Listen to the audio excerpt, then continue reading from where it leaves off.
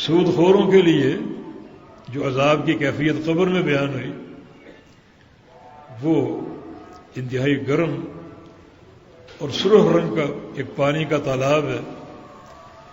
جس کی چاروں طرف فرشتے کھڑے ہیں اور اس تالاب میں جلایا جا رہا ہے، ایک گرم تیل کی مانند جو جہنم سے گرم کیا ہوا تیل، وہ تکلیف کے مارے نکلنے کی کوشش کرے گا اور فرشتے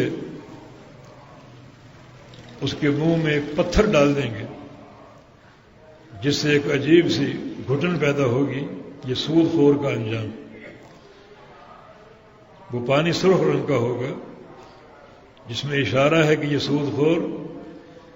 دنیا میں لوگوں کا خون چوستا تھا، تو آج اسی رنگ کی سزا اس کو دی جائے گی اور یہ وعید اس پر قیامت تک جاری اور قائم رہے گی۔